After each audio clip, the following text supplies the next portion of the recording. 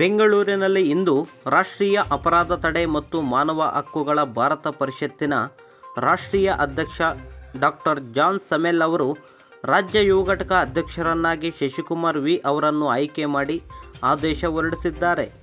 ಜೈ ಕರ್ನಾಟಕ ಜನಪರ ವೇದಿಕೆ ಸಂಸ್ಥಾಪಕರಾದ ಗುಣರಂಜನ್ ಶೆಟ್ಟಿ ಅವರು ಆದೇಶ ಪತ್ರ ನೀಡಿ ಶುಭ ಹಾರೈಸಿದರು.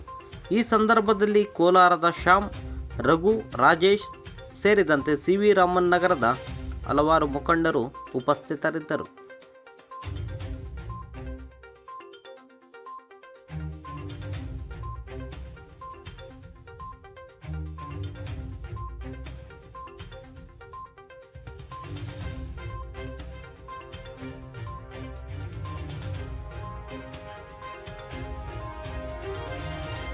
ಕ್ಷಣ ಕ್ಷಣದ ಸುದ್ದಿಗಾಗಿ ನೀವು ನೋಡ್ತಾ ಇರಿ KA ಕನ್ನಡ ನ್ಯೂಸ್ 24/7.